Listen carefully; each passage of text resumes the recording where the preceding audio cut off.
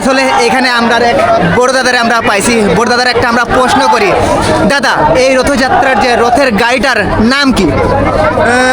রথযাত্রার এই রথ গাড়িটার নাম হলো নন্দীঘোষ। অবশ্যই দাদা পেরেছে। জয় জগন্নাথ। আজকে জগন্নাথ এর রথযাত্রা উপলক্ষে আজকে একটা অসাধারণ ব্লগ হতে চলেছে। আপনারা আজকের ব্লগের সাথে থাকুন। আজকে এই ব্লগের মাধ্যমে আমরা অনেক কিছু রথযাত্রার ইতিহাস সম্পর্কে জানতে পারবো আশা করি। পবিত্র রথযাত্রা সনাতন ধর্মাবলম্বীদের অন্যতম প্রধান জনপ্রিয় উৎসব। প্রতি বছর আষাঢ় মাসের শুক্লপক্ষের দ্বিতীয় তিথিতে এই উৎসব উদযাপিত হয়। এদিন ভগবান জগন্নাথ তার বড় ভাই বলরাম এবং বোন সুভদ্রাকে বিশাল কাঠের রথে আসন করে ভক্তরা টেনে নিয়ে যান। মূল মন্দির থেকে প্রায় 3 কিলোমিটার দূরে অবস্থিত গন্ডিচা মন্দিরে তাদের নিয়ে যাওয়া হয়, যাকে ভক্তরা জগন্নাথ দেবের মাসির বাড়ি বলে মনে করেন। সেখানে 7 দিন অবস্থান করার পর বাউড়া রথযাত্রা বা উল্টো রথের মাধ্যমে তারা পুনরায় নিজ মন্দিরে ফিরে আসেন।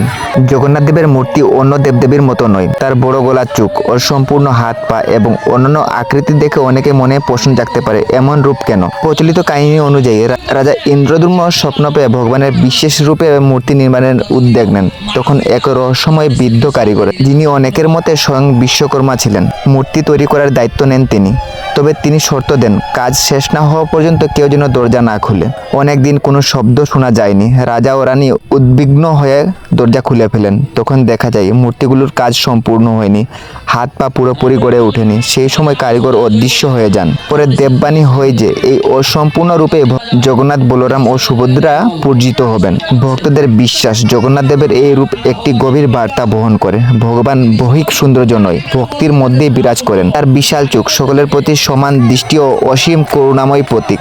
আর অসম্পূর্ণ হাত পা যেন বুঝায় তিনি জাতি, ধর্ম, বর্ণ নির্বিশেষে সকল মানুষের আপন করে নেন। এই কারণে জগন্নাথ দেবের অনন্য ও সম্পূর্ণ রূপে আজও কোটি কোটি ভক্তের কাছে ভক্তি, ভালোবাসা ও সর্বজনীয়তা এক অনন্য প্রতীক। কিন্তু এই রথের ইতিহাস কোথা থেকে শুরু?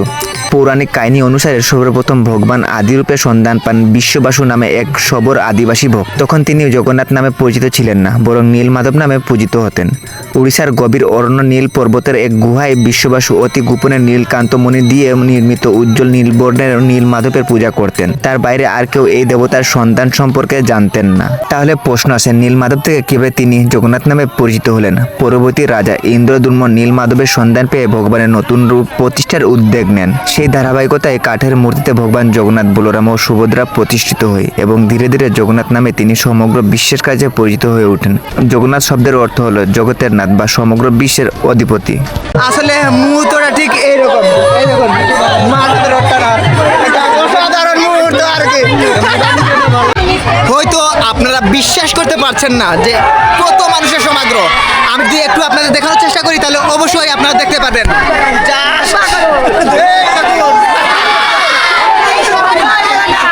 দেখুন কত মানুষের বর্তমান, পরিপূর্ণ একবারে। এটা তো আমার পিছন সাইড। আমি যদি সামনে সাইড দেখানোর চেষ্টা করি তাহলে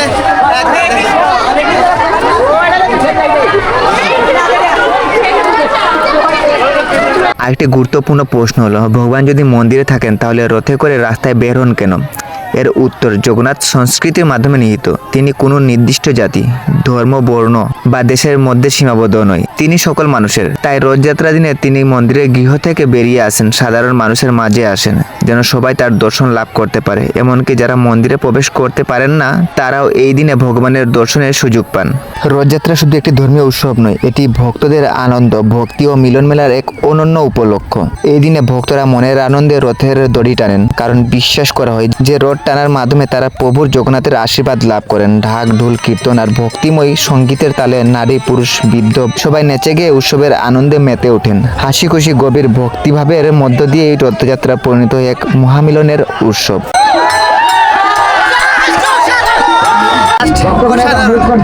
আজকের দিনটা একবারে সেরা ছিল। যাই হোক, আপনাদের আজকের এই রথযাত্রার ব্লগটা আপনাদের কাছে কিরকম লাগছে অবশ্যই এটা কমেন্ট করে জানাবেন। ধন্যবাদ সবাইকে।